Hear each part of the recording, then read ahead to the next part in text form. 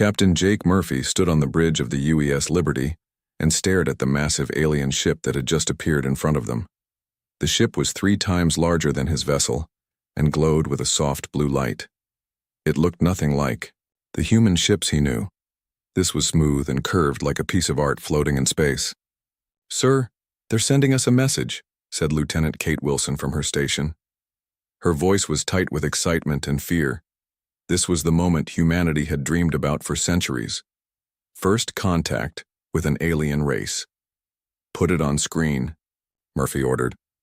He straightened his uniform and tried to look calm. Behind him, Dr. Lisa Carter moved closer to watch. She was the ship's expert on alien life and had waited her whole career for this moment. The screen flickered and an alien face appeared. It was tall and thin with pale blue skin and large black eyes. When it spoke, the words came through their translation computer in perfect English. "Greetings, primitive beings. I am Ambassador Zekthar of the Galactic Federation. We have been watching your species for some time. You have finally developed the ability to travel between stars, which means you are ready to join civilized society." Murphy felt his jaw tighten at the word primitive, but kept his voice steady. "I'm Captain Jake Murphy of the United Earthship Liberty. We're explorers from Earth, and we're pleased to meet you." The alien's face showed what might have been amusement. "Yes, we know of your world. Your species is young and violent. This is common among developing races. Do not worry. The Federation will guide you and help you overcome your savage nature." Dr. Carter stepped forward. "Savage nature? We're a peaceful exploration mission. We've come in friendship." Zekthar looked at her with those large black eyes.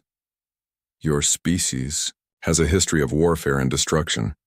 Even now you carry weapons on your ships. This is proof of your primitive state.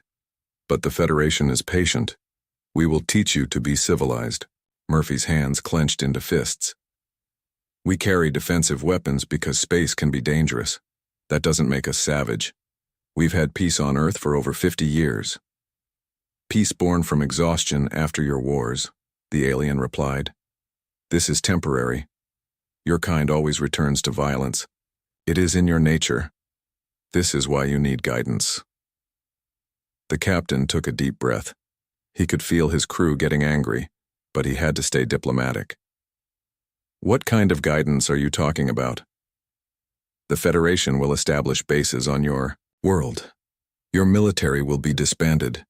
Your government will report to Federation administrators. Your people will learn proper behavior. In time, perhaps in a few hundred years, you may be granted limited membership in galactic society." The bridge went completely silent. Murphy could hear his own heartbeat. "You want to occupy our planet? We prefer the term civilizing mission. Your species cannot be trusted to govern itself. This has been decided by the Federation Council after careful study of your history." Dr. Carter spoke up, her voice shaking with anger. "You've been studying us. For how long?" "Several of your decades. We have observed your wars, your environmental destruction, your social conflicts. You are exactly what we expected from a species at your development level. Dangerous but manageable." Murphy stepped closer to the screen. "And if we refuse your offer?" For the first time, the alien's expression changed. It became cold and hard. Refusal is not an option. Species that reject Federation guidance are considered a threat to galactic peace. Such threats are eliminated. "Eliminated?" Murphy's voice was barely a whisper. "Completely. Your sun would be destabilized. Your planet would become uninhabitable. Your species would cease to exist, but this is rarely necessary. Most primitives see the wisdom of cooperation." The captain looked around his bridge. His crew was staring at him, waiting for his response. These aliens were talking about destroying Earth and everyone on it like it was nothing more than cleaning up trash. "How long do we have to decide?" "Your ship will return to Earth immediately. You will present our terms to your leaders. They have 10 of your days to accept Federation authority. If they refuse, corrective measures will begin." Murphy felt something cold settle in his stomach. "What kind of corrective measures?" "We will demonstrate our resolve by destroying one of your colony ships." This usually convinces primitive species to be reasonable. Dr. Carter gasped. Colony ships, you mean civilian vessels, families? Approximately 50,000 of your people, yes. Their sacrifice will save your entire species from extinction. This is actually quite merciful. The alien continued as if discussing the weather. The ship New Horizon is currently traveling to your Proxima Centauri colony. It would be a suitable target for demonstration purposes. Murphy's blood turned to ice. His brother lived on that ship with his wife and 2 small children. 50,000 innocent people, including his own family. You can't do that. Those are civilians, non-combatants. They are members of a species that threatens galactic peace. Their status is irrelevant. The captain felt rage building inside him like a volcano about to explode, but he forced himself to stay calm. Ambassador, surely we can discuss this reasonably. Perhaps some kind of compromise? There is no compromise with primitives. You will submit to Federation authority or face the consequences. This conversation is over. The screen went black. The alien ship began to move away from them. Murphy turned to his communications officer. Get me a channel to Earth. Emergency priority. Sir, should we try to contact the New Horizon? They're already too far away and their communications are limited.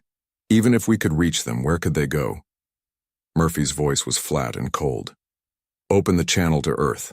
Admiral Frank Rodriguez appeared on screen from Earth's Space Command headquarters. Jake, what's your status? We detected the alien vessel. Frank, we have a problem. A big one. Murphy quickly explained everything that had happened. When he finished, Rodriguez was quiet for a long moment.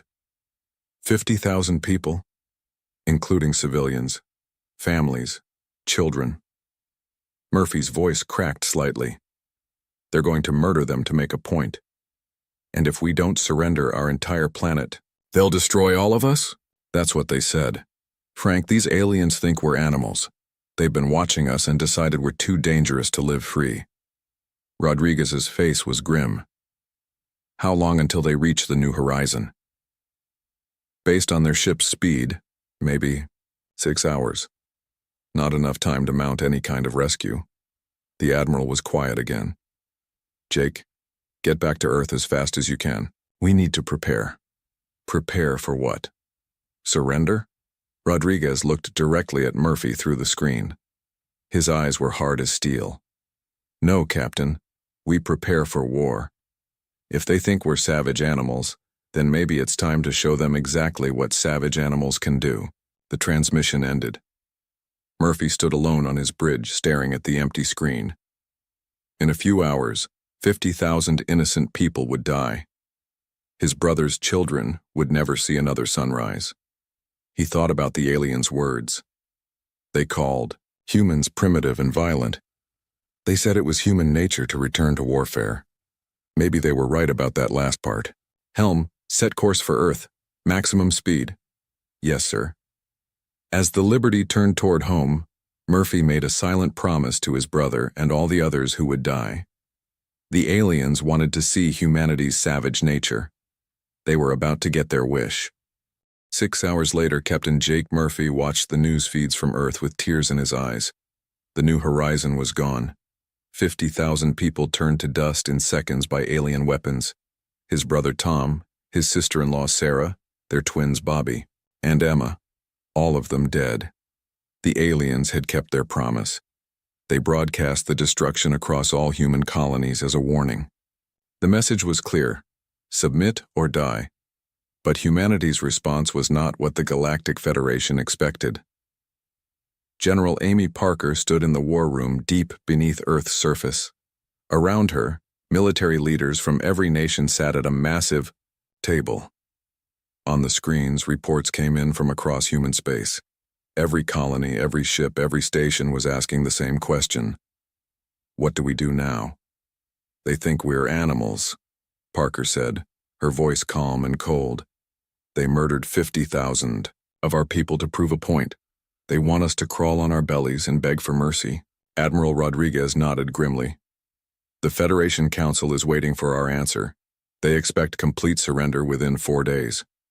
Then let's give them an answer they'll remember. Parker pressed a button and spoke into her microphone.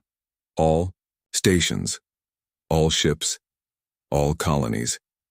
This is General Parker, Supreme Commander of Human Defense Forces. As of this moment, Earth declares total war against the Galactic Federation. No quarter given, no mercy shown. They wanted to see monsters. Today they get their wish. The first human strike came without warning. Commander Steve Barnes led a small fleet of ships toward the Federation outpost at Rigel Station.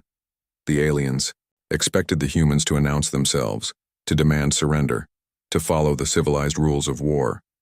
Instead, Barnes launched nuclear missiles while still at maximum range. The aliens had no shields designed for such primitive weapons. The Federation. Commander tried to hail the human ships, confused why they were attacking without warning. Barnes answered the call. On screen, he looked calm and almost bored. This is Commander Barnes of the Human Strike Force. You have 30 seconds to abandon your station. The alien commander, a tall creature with silver skin, looked shocked. Commander, this is highly irregular. The rules of civilized warfare require that we first attempt negotiation. We must discuss terms of engagement. The terms are simple, Barnes replied. You die. 20 seconds. But we haven't even fired at you yet. This is barbaric. 10 seconds. Barnes cut the communication. The Federation commander scrambled to evacuate his people, but there wasn't time. The human nuclear weapons hit the station and turned it into a cloud of radioactive debris. Out of 3,000 aliens on the station, only 200 escape pods made it out. When Federation rescue ships arrived hours later, they found something that made them sick. The human ships were still there, waiting. They had captured the escape pods and done something to them. The survivors inside were alive but broken. They kept repeating the same words over and over. They don't stop. They don't negotiate. They just kill. The news of Rigel Station spread across the Federation like wildfire. For the first time in their history, a Federation outpost had been destroyed by another species. The attack was brutal, efficient, and showed no regard for civilian casualties. High Counselor Veltar called an emergency meeting of the Federation Council. The Great Chamber was filled with representatives from 12 different species all talking at once. This is exactly what we expected from primitives, shouted the reptilian delegate from Xerion Prime. They prove our point about their savage nature. But they destroyed an entire station without warning, whispered the aquatic representative from Aquatica. 3,000 of our people are dead. This has never happened before. Veltar raised his hand for silence. Clearly the humans are more dangerous than our initial assessments indicated. We must respond with overwhelming force to contain this threat. What kind of response? Asked the insectoid delegate from the Hive Worlds. We will assemble the Grand Fleet. Every Federation world will contribute ships. We will crush this human rebellion quickly and completely. But the humans were just getting started. Lieutenant Kate Wilson stood in the weapons lab on Mars looking at the devices her team had created. They were simple things, really. Biological weapons tailored to each alien species they had encountered. Nanobots that could eat through alien ship hulls. Psychological warfare broadcasts designed to drive enemy crews insane. Are you sure about this? Asked Dr. Paul Green, the lab's director. Once we use these weapons, there's no going back. The Federation will never see us as anything but monsters. Kate thought about the children on the New Horizon, about families, torn apart by alien arrogance. They already see us as monsters, Paul. The difference is now they're right. The first biological weapon was deployed against a Federation patrol near Saturn. The human ship looked damaged and sent out a distress call. When the Federation vessel came to investigate, they were hit with a cloud of microscopic organisms designed specifically for their species. The alien crew died slowly and painfully over several days. But that wasn't the worst part. The worst part was that the humans broadcast their death screams across all Federation communication channels. Every alien in the galaxy heard their own people dying in agony. Captain Mary Johnson led the newly formed Ghost Fleet, a squadron of human ships. Equipped with advanced stealth technology, they struck without warning across Federation space, hitting military bases, supply convoys, and communication stations. But Johnson's forces did something that horrified the aliens even more than the attacks themselves. They left messages, coordinates, carved into ship hulls, locations of mass graves where Federation personnel had been buried. Strange symbols that seemed to drive alien crews mad with fear. The Federation tried to respond in kind, but they discovered something terrifying about humans. When Federation forces captured human prisoners, the humans refused to break. They wouldn't reveal military secrets. They wouldn't beg for mercy. Many of them laughed as they died. Colonel Rick Davis led the first human boarding action against a Federation cruiser. The aliens expected the humans to follow standard protocol, disable the ship, demand surrender, take prisoners according to civilized rules. Instead, Davis and his men fought room by room through the alien vessel. They used improvised weapons, turned maintenance tools into instruments of death, and showed no mercy to anyone they encountered. The few aliens who survived reported something that sent chills through the Federation command. The humans were enjoying themselves. They fought like demons, reported the traumatized alien captain. But worse than demons. Demons kill for necessity. These humans killed for pleasure. They laughed while they butchered my crew. They made art from our blood on the walls. The Battle of Proxima Station became the Federation's first major defeat. The human fleet was outnumbered 3-1, but they used tactics that the aliens couldn't understand or counter. When human ships were damaged beyond repair, their crews didn't abandon them. Instead, they turned them into weapons, ramming the vessels into Federation ships at maximum speed. The sight of human crews cheering as they flew their ships into certain death broke something in the alien psyche.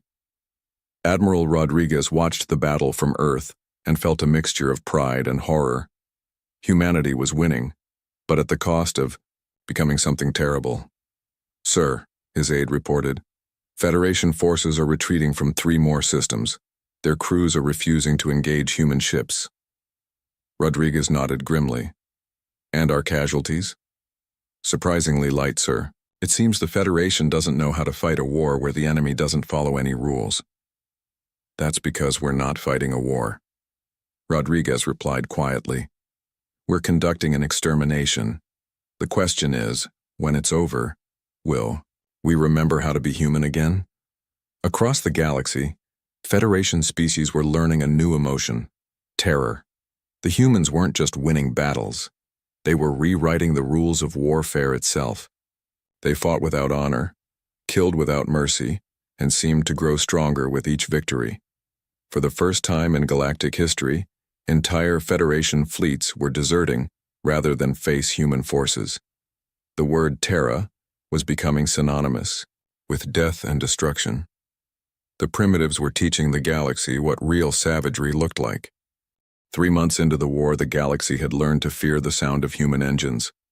Dr. Paul Green stood in his laboratory on Titan, looking at his latest creation. It was a small silver sphere, no bigger than a marble, but it contained enough destruction to kill every living thing on a planet. "The nanobots are perfect," he told his assistant. "They consume any organic matter and reproduce themselves. 1 sphere can destroy an entire world in 72 hours. His assistant, a young woman named Beth, looked nervous. "Dr. Green, are we sure we want to use something like this? It seems..." "Seems what? Too cruel?" Green's voice was bitter.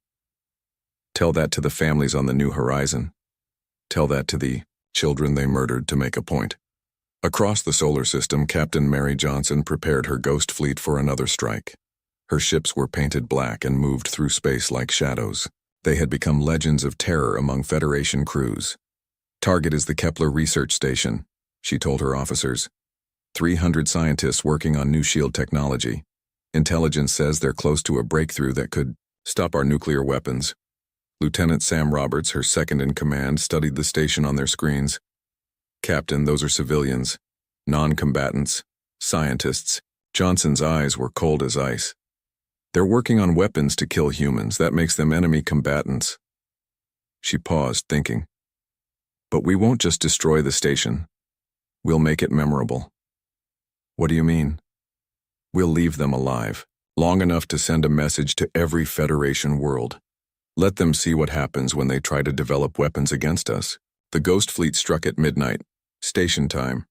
They disabled the research facility's defenses without destroying it. Then Johnson's forces boarded the station. What they did there became known across the galaxy as the Kepler incident. The human soldiers didn't just kill the scientists. They arranged their bodies in patterns that spelled out messages in various alien languages. Messages like, "Stop trying to fight us," and "This is what happens to those who help our enemies." But the most horrifying part was the survivors. Johnson left exactly 12 aliens alive, one from each Federation species. She made them watch everything. Then she gave them a ship and sent them home with recordings of what had happened. The recordings spread across Federation space like a plague. Alien children had nightmares. Adult aliens refused to serve on military ships. Some entire species began talking about surrendering rather than face human retaliation. Colonel Rick Davis was leading his Special Forces unit to a Federation military base on Titan 7 when they encountered something new. The aliens had tried to copy human tactics. They had set up ambushes and traps, hoping to catch the humans off guard. "They're learning," Davis told his men as they studied the enemy positions. Good. It was getting boring when they just lined up to die. The battle lasted 6 hours. The Federation forces fought harder than they ever had before. They used human-style tactics, hit-and-run attacks, and even some dirty tricks they had learned from studying human warfare. It didn't matter. Davis and his men were better at being monsters than the aliens could ever be. When the base fell, Davis found something interesting in the commander's quarters.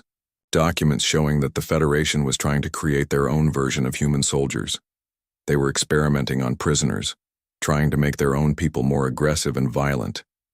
"They still don't understand," Davis said to his sergeant. "They think this is about tactics and weapons. They don't realize this is about something much deeper." "What do you mean, sir?" Davis looked out at the burning alien base. "We're not winning because we're better soldiers. We're winning because we're willing to become something they can never be. We're willing to become the monsters they think we are." On the water world of Aquatica, Dr. Paul Green's latest weapon was being tested. The nanobots were designed specifically for the aquatic Zelnari species. They attacked the aliens' breathing organs and reproductive systems. The results were beyond Green's expectations. The nanobots didn't just kill individual Zelnari. They spread through their water supply and began destroying their entire ecosystem. Fish died. Plants withered. The water itself became poison. Within 2 weeks, Aquatica was a dead world. 8 billion Zelnari died in agony as their own oceans turned against them. The few survivors fled to other worlds, carrying stories of the human deathbringers who could kill entire planets. Prime Minister Nalveth of the Federation Council called an emergency session. The Great Chamber was half empty. Several species had already withdrawn from the Federation, rather than continue fighting humans. "We must sue for peace," Nalveth announced. "The humans are not fighting a war. They are committing genocide on a galactic scale." The insectoid delegate from the Hive Worlds clicked his mandibles nervously. "But if we surrender, they will enslave us all. Look what they did to the Zelnari." "If we don't surrender, they will kill us all," replied the bird-like representative from Aviax. "At least slaves can live. The dead cannot." "But not everyone." "Agreed." The reptilian delegate from Xerion Prime stood up, his scales flashing with anger. "We are the Galactic Federation. We have ruled the galaxy for 10,000 years. We cannot surrender to primitives." "Then what do you suggest?" asked Nalveth. "We use the Omega Protocol." The chamber fell silent. The Omega Protocol was the Federation's most terrible weapon, banned for 5,000 years. It could destroy entire star systems. "The humans have only one homeworld," the reptilian continued. "We destroy their sun. We kill every human in their home system. The survivors scattered across the colonies will be too few to threaten us." "That would murder billions of innocent people," whispered the delegate from Pacifica. "They have already murdered billions of us." The vote was close, but fear won over conscience. The Federation authorized the use of the Omega Protocol against Earth's solar system. Captain Mary Johnson received the intelligence report while her Ghost Fleet was attacking a supply convoy near Vega. A Federation task force equipped with the Omega weapon was heading toward Earth. "How long do we have?" she asked her intelligence officer. 18 hours, maybe 20. Johnson looked at the star charts. Her ships could reach the Federation fleet in 12 hours if they pushed their engines to the breaking point. But her small squadron against a full Federation battle group was suicide. She smiled coldly. "Perfect. Tell the fleet to prepare for ramming speed." "Captain, that's suicide." "No," Johnson replied. "That's sending a message. If they destroy Earth, there will be no safe place in the galaxy for any of them. Human survivors will hunt them down one by one, ship by ship, world by world, until every last Federation member is dead." The Battle of the Omega Fleet became the stuff of nightmares. Johnson's ships attacked the much larger Federation force like rabid animals. They used every dirty trick, every forbidden weapon, every tactic that violated the laws of civilized warfare. But what really broke the Federation crews was what the humans did when they were losing. Instead of surrendering or retreating, they sang. Battle songs, funeral songs, songs of vengeance that echoed across the communication channels. When Johnson's flagship was finally destroyed, her last transmission was heard by every ship in both fleets. "Tell your children about us. Tell them what happens when you threaten Earth." The Federation won the battle, but they lost something more important. They lost their will to fight. The sight of humans dying with songs on their lips, laughing as their ships exploded, had broken something fundamental in the alien psyche. 3 Federation species withdrew from the war that day. 2 more followed within the week. The remaining species began talking seriously about peace negotiations, but it was too late for negotiations. The humans had learned something about themselves during the war. They had discovered that when pushed to the edge, when faced with extinction, they could become something that made the entire galaxy tremble. And they liked it. On Earth, General Amy Parker received the casualty reports from the Omega Fleet battle. Every human ship destroyed, every human crew member dead. But the Federation weapon had been stopped. "Ma'am," her aide reported, "we're receiving surrender offers from 7 Federation species. They want to negotiate terms." Parker smiled and her aide took a step back. There was something in that smile that belonged to a predator, not a human being. "Tell them we don't negotiate with prey," she said. "The war continues until they all kneel or they all burn." Outside her office window, Earth continued to spin peacefully in space, unaware that its children had become the galaxy's worst nightmare. Admiral Susan Mitchell stood on the bridge of the UES Vengeance, watching the largest alien fleet in galactic history approach Earth. 10,000 ships from 8 different Federation species, all coming to destroy humanity's home world. The fright aliens had learned from their mistakes. This time they brought everything. "Ma'am, Federation fleet will be in weapons range in 2 hours," reported her tactical officer. Mitchell nodded calmly. Around Earth, humanity's defense fleet looked tiny compared to the approaching armada. Only 300 human ships against 10,000 alien vessels. The Federation commanders probably thought this would be easy.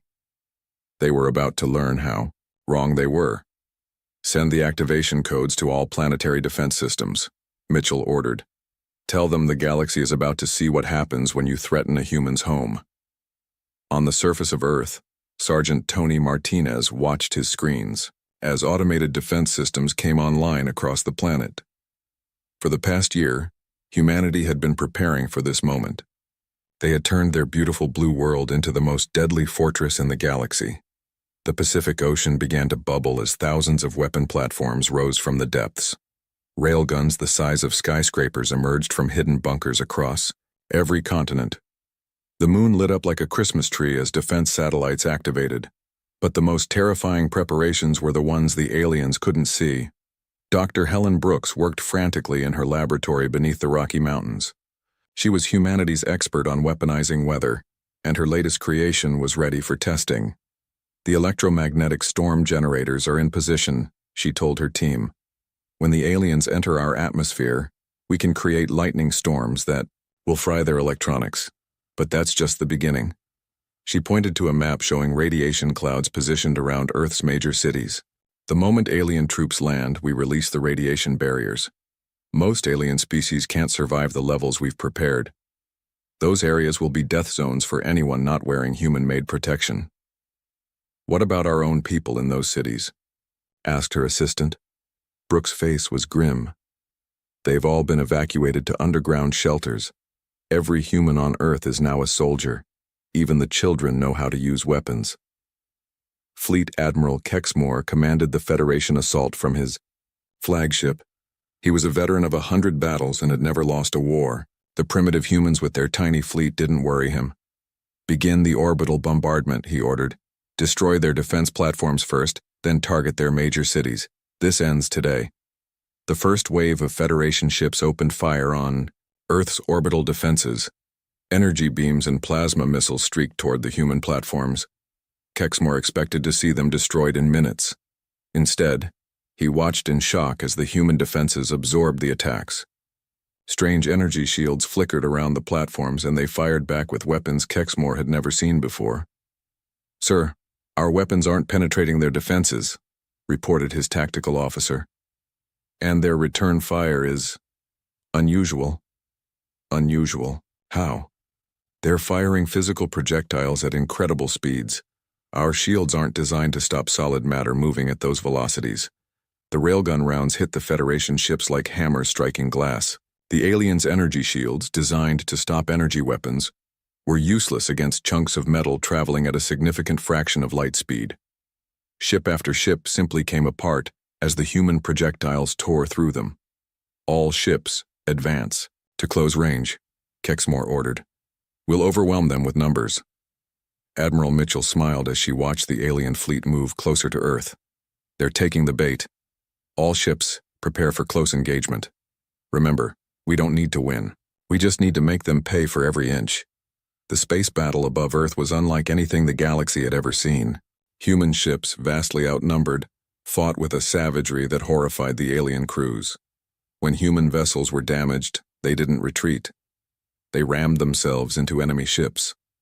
When human crews were about to be captured, they detonated their own ships rather than surrender. But the most terrifying moment came when the Federation forces finally broke through Earth's orbital defenses and began landing troops on the surface. The aliens expected to find a defeated population ready to surrender. Instead, they found hell. Every human city had been turned into a fortress. Every building was a bunker. Every street was a kill zone. And every human, from teenagers to grandparents, fought like their lives depended on it.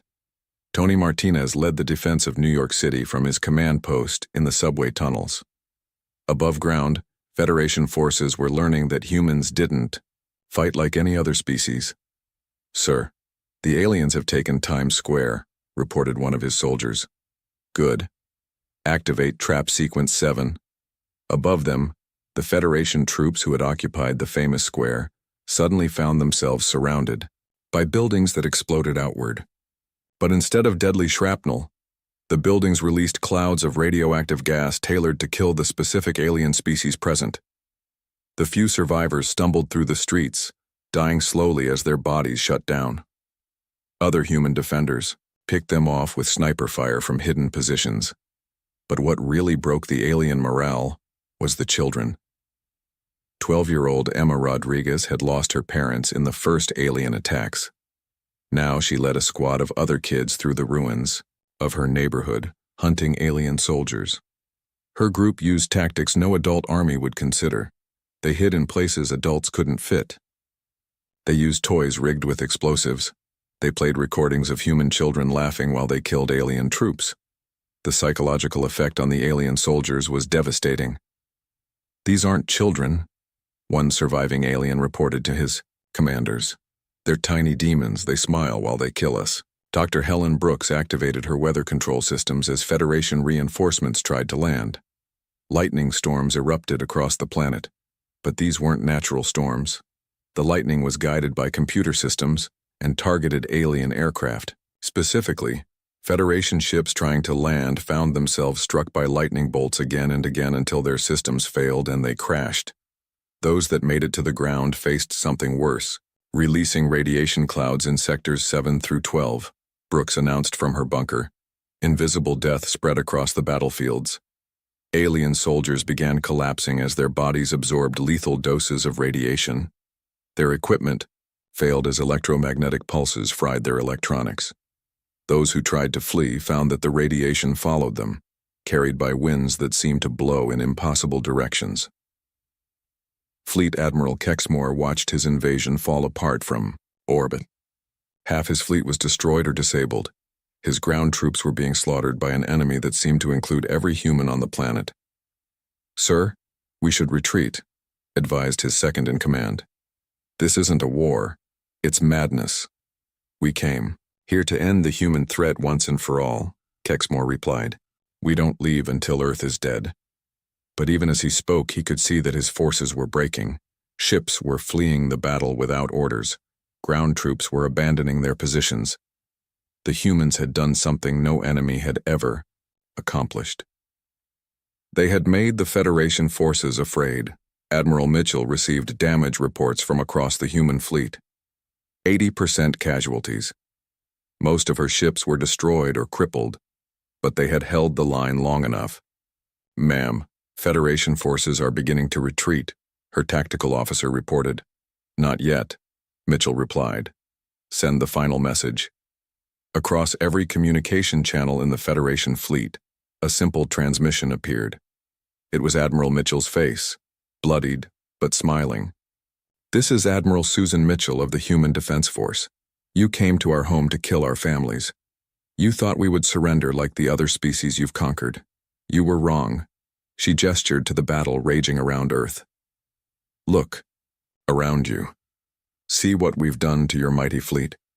See how your soldiers die in our streets. This is what happens when you threaten Earth." Her smile became something that belonged on a predator, not a human. "But this is just the beginning. You've seen what we can do when we defend our home. Now you're going to learn what we can do when we come for yours."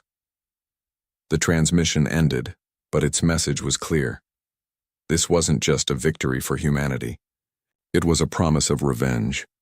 Fleet Admiral Kexmore looked at his shattered fleet and made the hardest decision of his military career. "All ships retreat. Emergency jump to Federation space." As the alien ships fled, they left behind something more valuable than any military victory. They left behind their fear. Word would spread across the galaxy that humanity had done the impossible. They had defeated the largest military force in galactic history while defending their homeworld. But more importantly, they had done it while laughing. On Earth's surface, Tony Martinez emerged from the ruins of New York City. Around him, human survivors were already beginning to clean up and rebuild. Children played in the rubble while their parents planned revenge against the aliens who had dared to attack their home. The galaxy had wanted to see humanity's savage nature. Now they had seen it in all its terrifying glory. Earth still lived.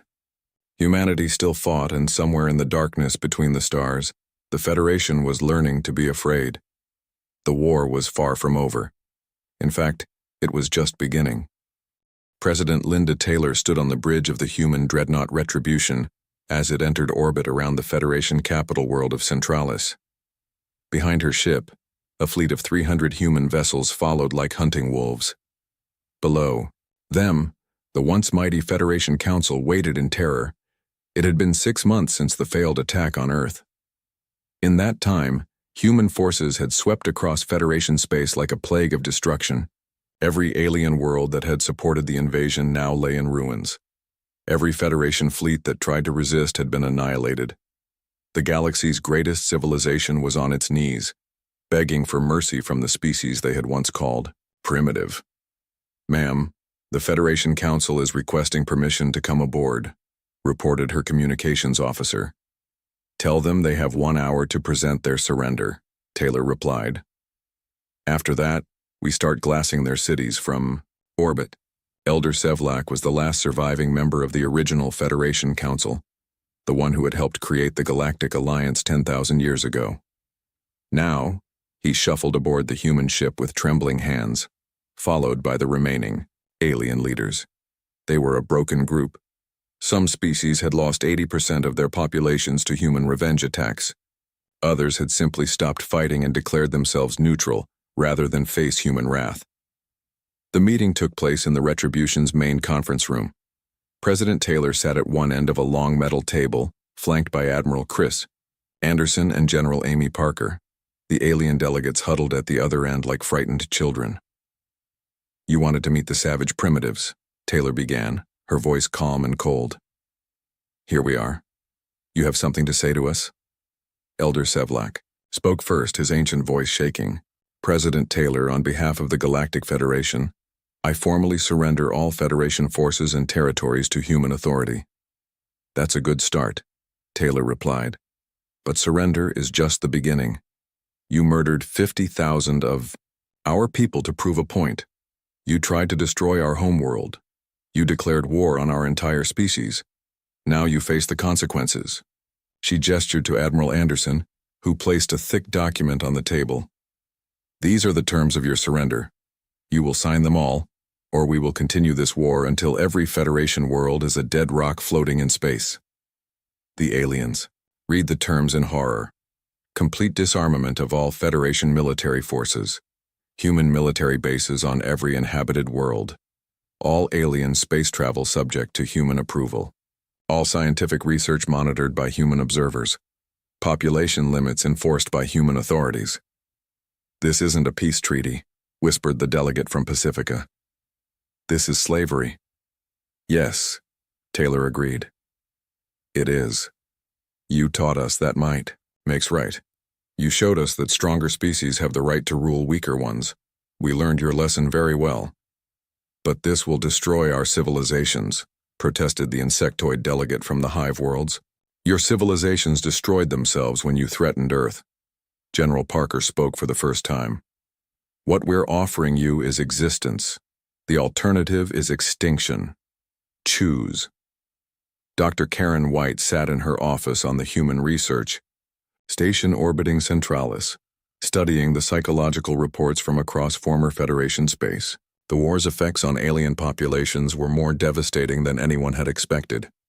"The condition is spreading faster than we anticipated," she told her assistant over the communicator. "Entire species are developing what we're calling Terran anxiety disorder. They can't sleep without checking their skies for human ships. Their birth rates are dropping because they're too afraid to bring children into a universe ruled by humans." Her assistant's voice crackled through the speaker. "Is it really that severe?" "On Aquatica, the survivors have built underground cities because they're afraid to live on the surface where human ships might see them. On Zerion Prime, they've banned all forms of aggressive behavior because they're terrified that humans will interpret it as a threat. Some species are voluntarily sterilizing themselves rather than risk producing offspring that might anger their human overlords." White looked out her window at the Federation capital below. The once proud city now flew human flags from every building. Alien children learned human languages in school alongside their own. Adult aliens bowed when they saw human soldiers in the streets. "We didn't just win a war," she continued. "We broke their spirits completely. They'll never be the same." 5 years after the surrender, human merchant ships traveled the galaxy under the protection of a reputation so fearsome that entire systems would shut down their defenses rather than risk being mistaken for a threat. Former Federation worlds competed to offer the best deals to human traders, desperate to stay in humanity's good graces. Captain Jake Murphy, now Admiral Murphy, commanded the human patrol fleet that kept order in what was once Federation space. His ship, the UES Liberty, had been rebuilt and upgraded until it was twice its original size. The same ship that had made first contact now served as a symbol of human dominance. "Sir, we're receiving a distress call from the Vegan system," his communications officer reported. "Pirates are attacking a colony transport." "Human transport?" Murphy asked. "No, sir, Centaurian." Murphy was quiet for a moment. Before the war, he might have felt sympathy for alien victims of piracy. Now he felt only cold calculation. "Set course for Vega," he ordered. "If pirates think they can operate in human space, they need to be educated." The pirate fleet was destroyed in less than an hour. Murphy's forces took no prisoners and left no survivors. The message was clear. Under human protection, there would be order. Under human rule, there would be peace. But it would be a peace enforced by fear.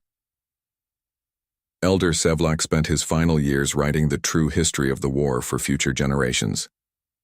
He wanted them to understand how the galaxy's greatest civilization had fallen to a species they had dismissed as primitive. "We made 3 fatal mistakes," he wrote in his journal. "First, we assumed that all intelligent species would value their own survival above all else. Humans proved willing to die for principles we couldn't understand. Second, we believed that civilization meant the rejection of violence. Humans showed us that sometimes the most civilized thing a species can do is become utterly savage in defense of what they love. Third, we thought we could intimidate them by killing their innocence. Instead, we taught them that mercy was a luxury they couldn't afford. We turned peaceful explorers into the galaxy's apex predators." He paused in his writing and looked out his window at the human military base that now dominated the horizon. Human soldiers patrolled the streets below, keeping the peace through the simple threat of their presence. "But perhaps our greatest mistake," he continued, "was believing that we could break them. Humans don't break. They bend, they adapt, they overcome. And when they're pushed too far, they become something that makes the entire galaxy tremble." 10 years after the surrender, President Taylor gave her final address to the Galactic Assembly. Representatives from every species in known space sat in silence as she spoke. "You call us conquerors," she said, looking out at the sea of alien faces. "You call us tyrants. You call us monsters. All of these things are true. But remember why we became these things." She gestured to a memorial wall listing the names of everyone who died on the New Horizon. "You taught us that the universe is not safe. You showed us that peaceful species can be threatened by those with superior firepower. You demonstrated that in this galaxy, the strong prey upon the weak." Her voice grew colder. "We learned those lessons well. The question now is whether you can learn to live with the students you created." The assembly sat in terrified silence. Some delegates wept openly. Others stared at their hands, unable to meet her gaze. "This is your galaxy now," Taylor continued. "A galaxy where human ships patrol every trade route, where human bases guard every inhabited world, where the mere mention of Earth's name sends entire fleets fleeing in panic." She smiled, and every alien in the room felt a chill run down their spine. "You wanted to see our savage nature? You got your wish. The primitives from the 3rd planet of an unremarkable star have become your overlords. Your children will grow up in a universe where humans decide who lives and who dies. Your species will survive only as long as they remember to fear the name Terra." President Taylor left the podium and walked out of the assembly hall. Behind her, alien delegates sat, in stunned silence, contemplating a future where their greatest nightmare had become their eternal reality. The war was over. Humanity had won not just victory, but absolute dominance. The galaxy would never forget the lesson they had learned. Some species should never be pushed too far. In the darkness between the stars, when unknown ships appeared on scanner screens, the first prayer offered was that they didn't bear the blue and green flag of Earth. For in this new galactic order, there was only one rule that mattered. When humans spoke, the universe listened, and it listened in fear.